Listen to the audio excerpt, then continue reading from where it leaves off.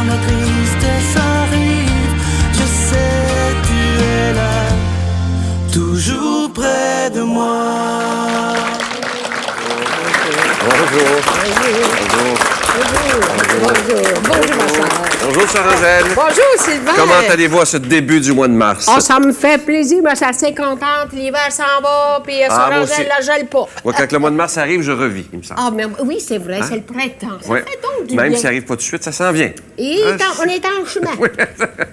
On est toujours au Résidence Soleil de Sainte-Julie. Merci de nous accueillir chez vous. On est toujours bien reçus ici. Absolument. Bonjour Merci à vous, beaucoup. gens à la maison, ou peu Oui, importe où vous êtes bonjour. aujourd'hui. C'est toujours une joie de vous retrouver pour qu'on puisse ensemble miser sur la priorité des priorités. Et aujourd'hui, vous allez voir, c'est des invités qui ne sont pas comme les autres. Il s'agit de Manon et Michel. Ils ont 11 enfants. Hey, c'est beau, En hein? 2014, sur Angèle, là. Non, il faut le faire. Oui, oui. Il faut le faire, en tout cas, il faut les faire. Oui, il faut les faire. C'est ça, il faut les faire. Il faut les faire.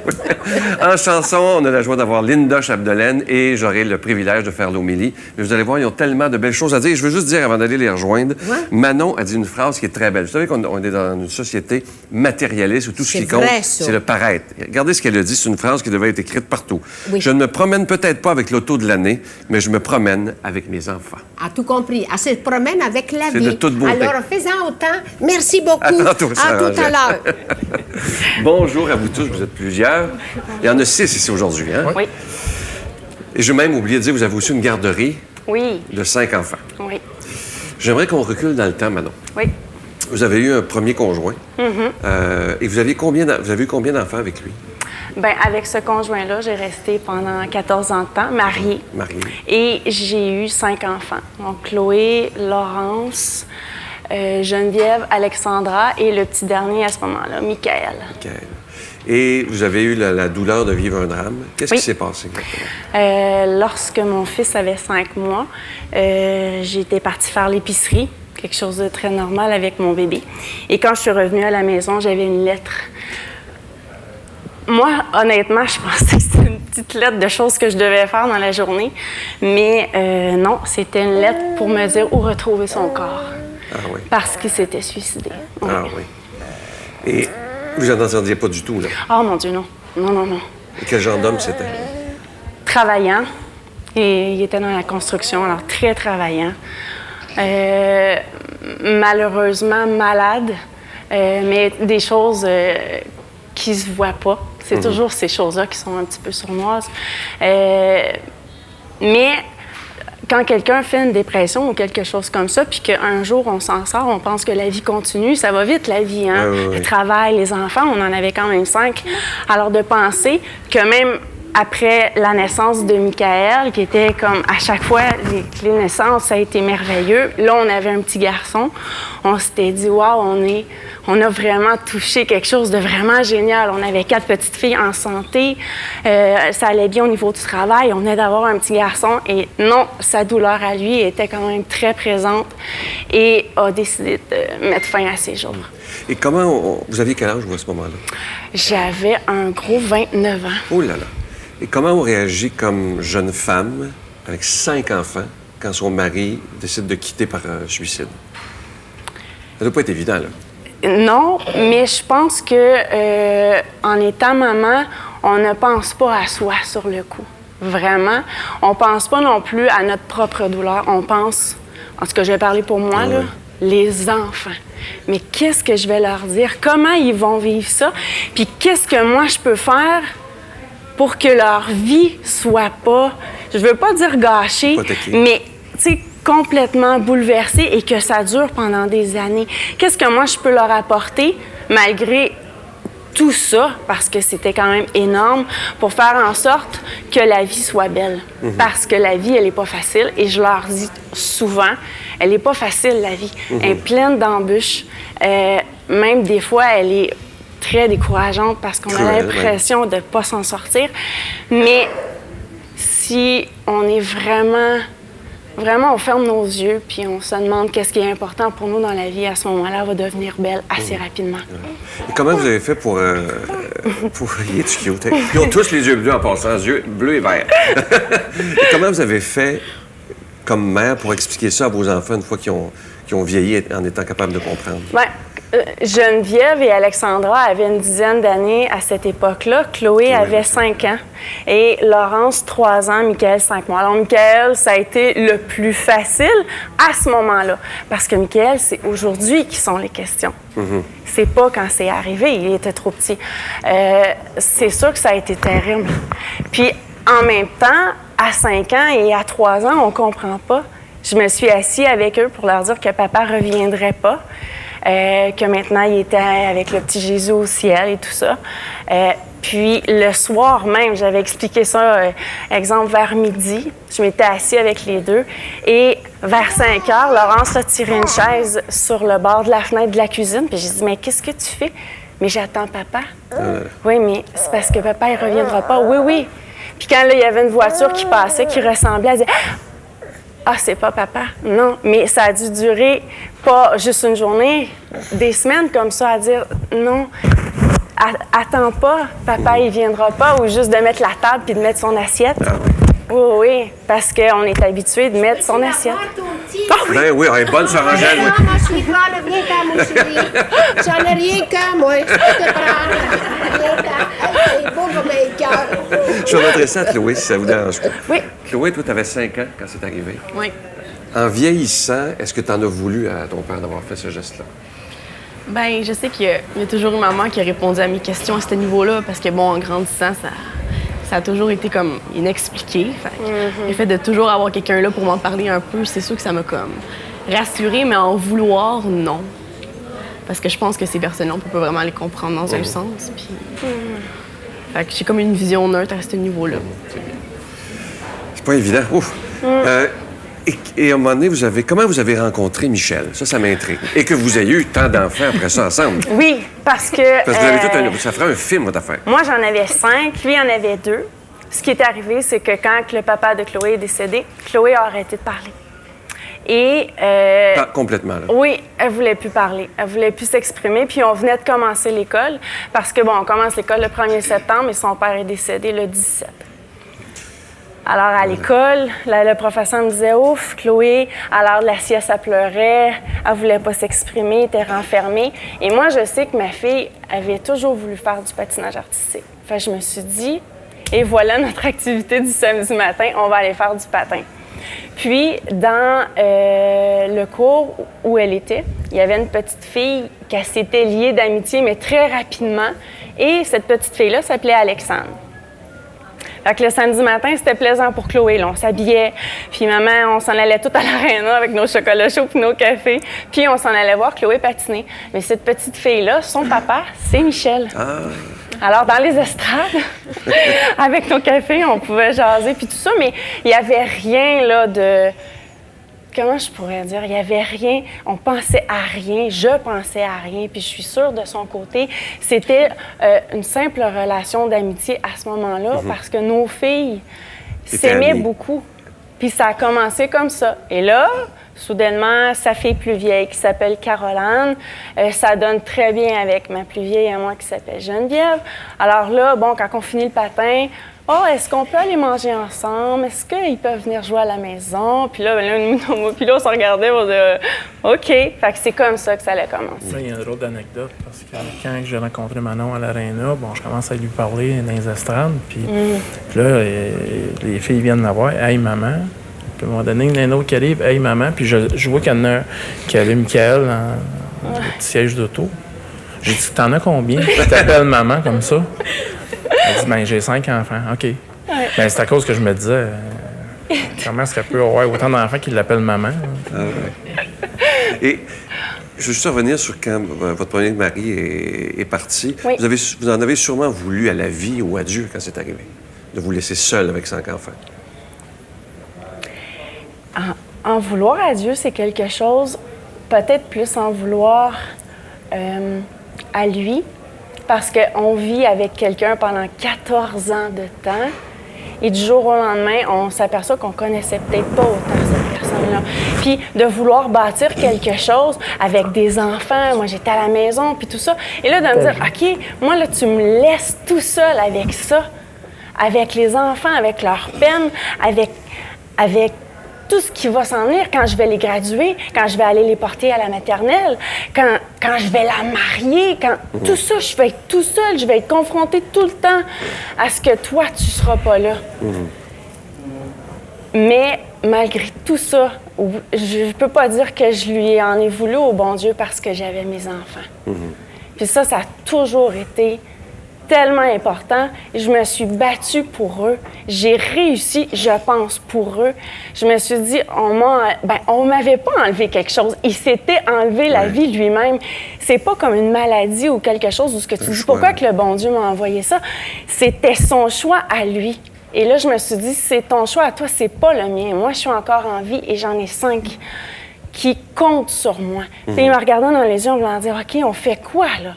Qu'est-ce qui se passe après tout ça?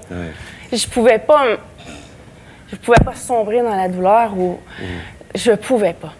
J'en avais trop. Et vous croyez pas, parce que j'écoute votre histoire, je l'ai lu aussi, vous trouvez pas ça un beau clin d'œil de Dieu de vous avoir fait ce cadeau que Michel arrive dans votre vie? Oui. C'est sûr. Ma mère disait tout le temps, il n'est pas arrivé pour rien. Non, il n'y a rien qui arrive pour rien. Parce que quand il est arrivé, ça faisait seulement que c'est moi que mon mari qui était décédé. Et vous ne croyez pas, je vous coupe, oui. Vous ne croyez pas en quelque part que ça serait aussi votre premier conjoint qui a un petit peu tiré les couettes à Jésus en disant « Envoyez-y quelqu'un au plus vite, on en a besoin pour les enfants. » Je ne sais pas, j'ai jamais pensé Vous n'avez jamais pensé à ça? Mais j'ai vraiment pensé... Parce que quelqu'un qui s'enlève la vie, c'est qu'il souffre. Oui, énormément. On ne peut pas y en vouloir. Oui. Dites-moi comment, après, comment vous avez réagi quand vous avez vraiment vu que vous étiez en couple? Vous avez maintenant 7 enfants. Vous en aviez 2. Oui. Et vous en vouliez d'autres encore. Dans une société comme on est aujourd'hui, là, je veux juste comprendre. Mais en premier, on en voulait pas. Parce que moi, je m'imagine juste comment ça coûte d'épicerie. C'est ça. Mais on n'en voulait pas d'autres. On disait que 7, c'était tout de même un nombre raisonnable. Puis là, en force de jaser, puis on s'est dit, bon, on peut peut-être en faire un, qui est Mégane. Et puis... Oui. Adore. Bon, après Mégane, Charlie est arrivé. Oui. Après, il y a eu Elisabeth. Mais c'était toutes des filles, puis je veux pas dire que j'espérais un gars, là, mais c'était... c'était toutes des filles, puis bon, c'était dit qu'après Elisabeth, c'était vraiment fini, puis est arrivé Olivier. Et en plus, vous avez une garderie. Oui. De 5 enfants. Manon, quel est votre regard? Pourquoi? Je veux comprendre, parce que vous savez que c'est pas évident dans la société d'aujourd'hui. Vous arrivez avec 11 enfants, tout le monde est... Oui. Mais d'où ça vous vient, ce désir d'avoir une si belle famille? Parce que vous avez vraiment une belle famille. J'ai toujours dit, quand on m'avait mis mon premier bébé sur le ventre, que ça avait changé ma vie. Vraiment. Je les aime tellement. C'est comme si tout ce que je faisais dans la vie, tout ce que je peux entreprendre, tout ce que je peux faire, tous les moments difficiles que j'ai, s'ils sont là, c'est tellement plus facile. Tu sais, des fois, les filles me disent « Ah, je suis gâtée de t'avoir, maman. » Non, c'est moi qui est gâtée de les avoir dans ma vie, vraiment. Parce que Manon a toujours été le capitaine, puis je suis le matelot.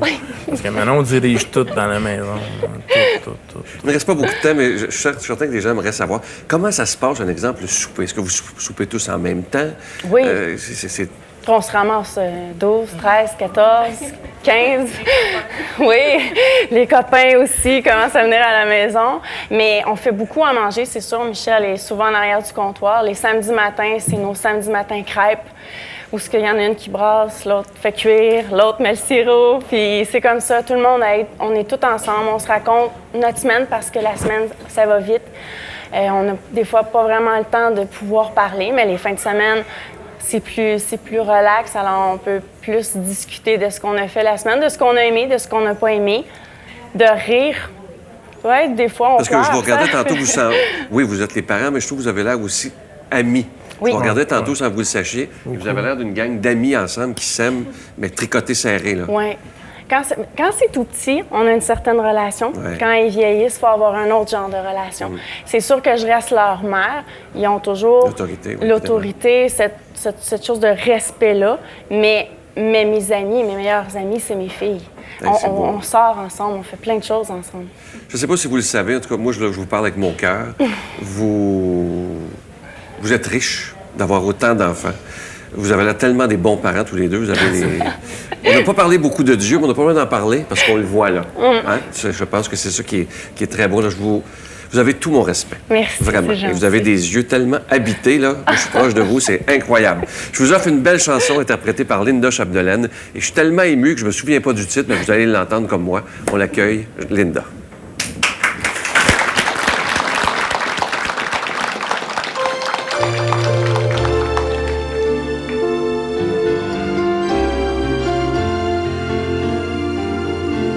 En mon cœur, j'ai choisi de croire en Jésus-Christ.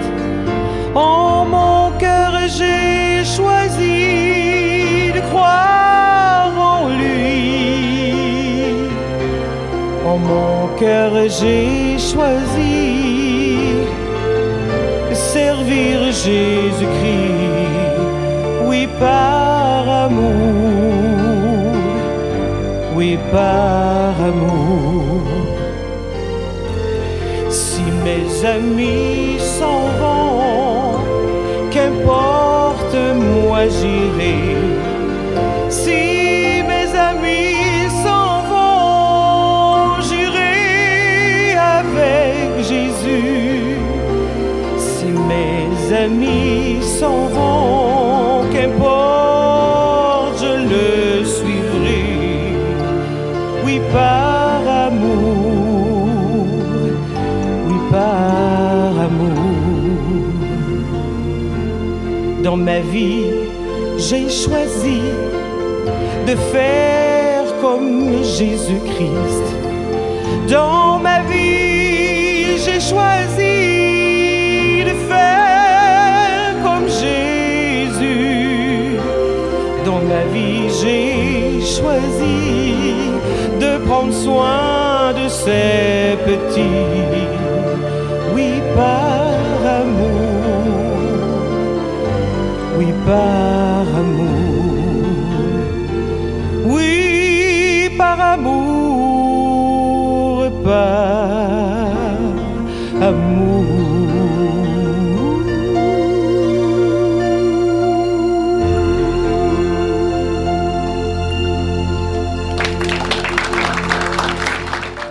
Le Seigneur est mon berger, je ne manque de rien. Sur des prés d'herbes fraîches, il me fait reposer. Il me mène vers les eaux tranquilles et me fait revivre. Il me conduit par le juste chemin pour l'honneur de son nom. Si je traverse les ravins de la mort, je ne crains aucun mal, car tu es avec moi. Ton bâton me guide et me rassure. Tu prépares la table pour moi devant mes ennemis.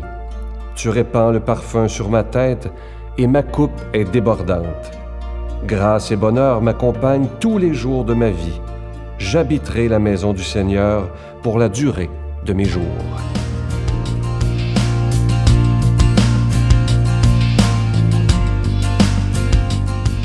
Et vous avez connu cette belle famille-là à quel moment, à quelle occasion? C'est que moi, je suis représentant de magasin Rona chez nous et je l'avais déjà croisé son mari Michel à quelques occasions sur les chantiers. Je ne connaissais pas Manon. Non. Alors, notre fille, quand il est décédé, elle me dit « Viens, on s'en va avec moi, je vais te présenter Manon. » Alors, avec Manon, on a jasé un petit peu ensemble, on s'est partagé des choses. Et je me percevais que dans son regard, qu'elle était forte. Même si elle était entourée de monde qui pleurait, qui avait de la peine, mais elle était forte. Et ce qu'on a fait après, ma femme et moi, on l'a contactée, on est allés manger ensemble dans un restaurant pour partager tout ça. Et que c'est gentil. Et elle me disait, tu sais, Jean-Paul, je ne suis pas sûr de croire en Dieu vraiment. Je me demande qu'est-ce qu'il fait dans ma vie finalement. Je disais, c'est pas important. Ce qui est important, regarde ceux qui t'aiment, ceux qui t'entourent et qui te soutiennent dans ton épreuve. C'est ça le regard de Dieu sur toi. Et que c'est beau. Alors, de cette façon-là, tu ne peux pas sombrer jamais. Non. Et par la suite, on s'est croisés quelques fois. J'ai rencontré les membres de la famille. Et je vous dis ceci. Je les aime assez qu'à chaque anniversaire de cette famille, j'appelle les enfants comme j'appelle les parents. Mais que c'est beau. Je les appelle parce que je me dis que tout ce qui vient du cœur, ça n'est qu'à personne. Et ça ne coûte pas cher d'appeler pour leur dire qu'on aime ces gens-là, qu'on aime les enfants. Ça ne coûte rien? Non, absolument pas. Et puis vous vraiment, puis c'est des amis vraiment du fond du cœur. Ah oui, du fond du cœur. C'est pas qu'on se parle toutes les semaines, croyez-moi. Non, non, pas nécessaire. Mais on se voit à l'occasion au restaurant une fois ou deux par année.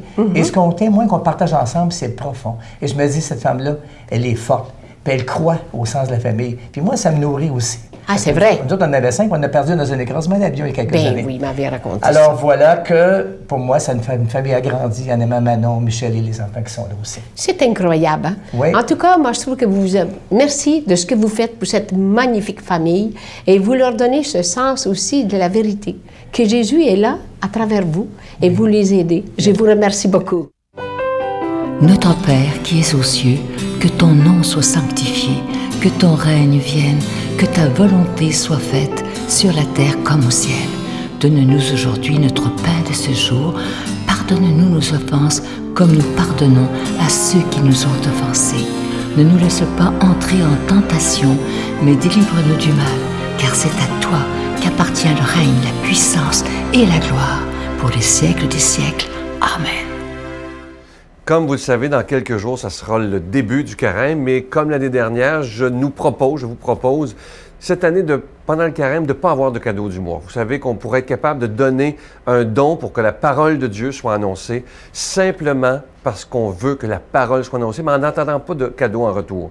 Qu'on soit capable de dire, Seigneur, moi je t'aime assez, je veux pas de cadeau, je veux juste que ta parole soit annoncée. C'est sûr que c'est toujours inquiétant parce qu'il y a des gens qui ne donneront pas parce qu'il n'y a pas de cadeau. Ça pourrait mettre en péril même qu'on soit capable de payer nos factures, mais j'y vais dans une foi totale en ce Jésus qui est maître de l'impossible et je vous fais confiance à vous aussi. Je sais que vous ne laisserez jamais tomber un ministère comme la Victoire de l'amour. Alors, je vous remets ça entre les mains, vous donnez ce que vous voulez, seulement une fois par année. Pas de cadeau en retour. Le plus beau cadeau, c'est qu'on ait des émissions 7 jours par semaine. Je vous rappelle que vous recevez aussi un reçu pour fin d'impôt. Je vous donne l'adresse. La Victoire de l'amour, casier postal 120, succursale Boucherville à Boucherville. Le J4B 5E6, je vous la redonne. La Victoire de l'amour, casier postal 120, succursale Boucherville à Boucherville. Le J4B 5E6. Également par téléphone, par carte de crédit dans le 514-523-4433, 523-4433 ou sans frais le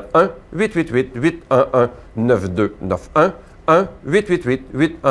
1-888-811-9291 et aussi sur notre site Internet, le www.lavictoiredelamour.org.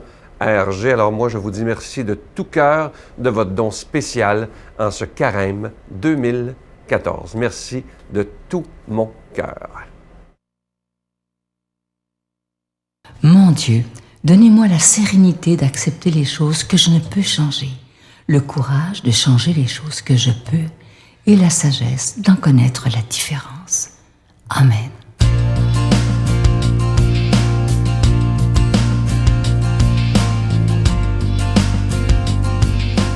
Aujourd'hui, c'est un très beau texte d'évangile et je vous invite à l'écouter comme si c'était la toute première fois. Ça résume au fond à quel point il faut faire confiance totalement en Dieu. Écoutez bien ce beau texte. Comme les disciples s'étaient rassemblés autour de Jésus sur la montagne, il leur disait « Aucun homme ne peut servir deux maîtres, ou bien il détestera l'un et il aimera l'autre, ou bien il s'attachera à l'un et il méprisera l'autre. Vous ne pouvez pas servir à la fois Dieu et l'argent. C'est pourquoi je vous dis, ne vous faites pas tant de soucis pour votre vie au sujet de la nourriture, ni pour votre corps au sujet des vêtements. La vie ne vaut-elle pas plus que la nourriture et le corps plus que les vêtements? Regardez les oiseaux du ciel. Ils ne font ni semaille, ni moisson. Ils ne font pas de réserve dans des greniers, et votre Père céleste les nourrit. Ne valez-vous pas beaucoup plus qu'eux? D'ailleurs, qui d'entre vous, à force de soucis, peut prolonger tant soit peu son existence? Et au sujet des vêtements, pourquoi se faire autant de soucis? Observez comment poussent les lys des champs. Ils ne travaillent pas, ils ne filent pas. Or, je vous dis que Salomon lui-même, dans toute sa gloire, n'était pas habillé comme l'un d'eux. Si Dieu habille ainsi l'herbe des champs, qui est là aujourd'hui et qui demain sera jeté au feu, ne fera-t-il pas bien davantage pour vous, hommes de peu de foi? Ne vous faites donc pas de tant de soucis. Ne dites pas « qu'allons-nous manger » ou bien « qu'allons-nous boire » ou encore « avec quoi nous habiller ». Tout cela, les païens le recherchent. Mais votre Père céleste sait en quoi vous avez besoin. Cherchez d'abord son royaume et sa justice, et tout cela vous sera donné par-dessus le marché. Ne vous faites pas tant de soucis pour demain. Demain se souciera de lui-même. Et à chaque jour suffit sa peine. Très, très beau texte qui nous montre à quel point on doit faire confiance à Dieu lui-même. Et il y a une phrase, moi, qui me touche beaucoup, et ça touche, je pense, tout le monde. Écoutez-la bien.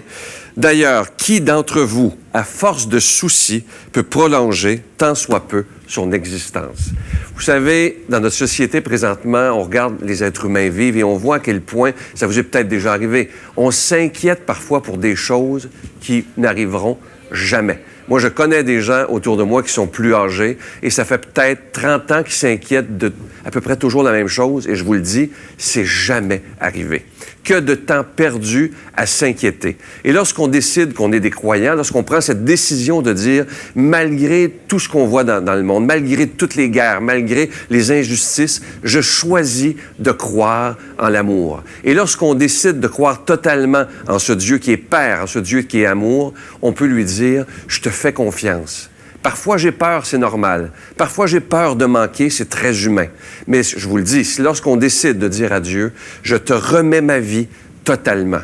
Je vous le dis, il se passe des choses, il se passe de beaux petits miracles. Dans 3 jours, mercredi, ça sera le début du carême.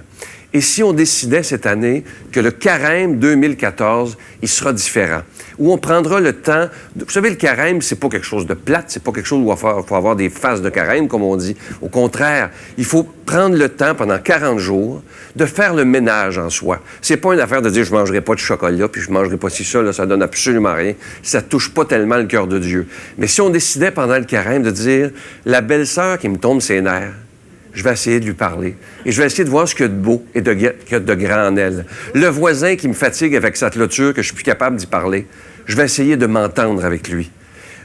Toutes ces choses-là, parce que c'est trop facile de dire « Seigneur, je ne mangerai pas de poisson, je ne mangerai pas de chocolat. » Non. Mais lorsqu'on décide de pardonner et de demander pardon à quelqu'un, d'aimer l'autre qui me tombe ses nerfs, d'aimer et de comprendre la personne qui n'est pas de la même religion que moi, qui n'est pas de la même orientation sexuelle que moi, mais de dire « T'es mon frère, t'es ma sœur et je t'aime comme tu es. » À ce moment-là, on pourra dire qu'on est des croyants, mais encore mieux, on devient des croyables. Et les gens, quand ils voient des croyables, ils ont le goût de croire en Dieu et de devenir des meilleurs êtres humains. Alors, comme c'est le carême dans 3 jours, je vous souhaite un joyeux carême et qu'on puisse se retrouver à Pâques avec un cœur renouvelé et que les gens puissent dire, mais comme c'est beau de devoir vivre et de devenir incroyable. Je demande au Seigneur de nous bénir lui-même, au nom du Père, du Fils et du Saint-Esprit.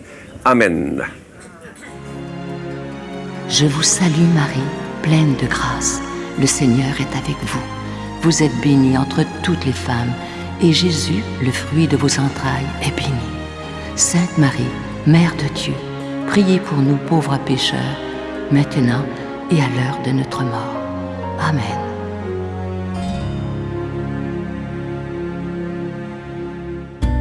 Dans le cadre du 350e anniversaire de Notre-Dame de Québec, la Victoire de l'Amour vous invite à une retraite tout à fait spéciale sous le thème « La puissance de la prière », en compagnie de l'abbé Raymond Gravel, l'abbé Robert Lemire, Jean-Marc Chaput, Sœur Angèle, Sylvain Charon et en chanson Miguel Padilla. La retraite aura lieu à l'hôtel Hilton, situé au centre-ville de Québec. Nous vivrons ensemble une célébration eucharistique à la basilique Notre-Dame de Québec et nous traverserons la Porte Sainte les 16, 17 et 18 mai prochains. Réservez rapidement avec Voyage Intermission au 514-288-6077 ou sans frais ou 1-800-465-3255. Venez vivre une fin de semaine remplie de paix, d'amour et de joie. J'espère que cette émission vous a plu, Sœur Angèle. Vous étiez tellement belle avec le petit bébé. Comment est-ce qu'il s'appelle, lui? Olivier. Vous étiez... là, j'ai vu une belle maman, là. Vous avez fait une bonne maman, vous. Oui, c'est sûr, parce qu'ils disent que si t'es pas capable de faire une bonne maman, t'es pas capable de faire une bonne sœur. Ah ben, vous auriez été une bonne mère, parce que vous êtes une bonne sœur. Je vous souhaite une très, très belle journée. Et moi, comme d'habitude, je vous attends demain matin à 5h15. Passez la plus belle des journées. Merci à vous tous. C'était une joie. Et gardez vos beaux yeux et vos beaux sourires. Merci beaucoup. Merci d'avoir bye bye tout le monde. À la prochaine. Merci. Bye. La Victoire de l'Amour remercie de tout cœur les Résidences Soleil de leur accueil si chaleureux.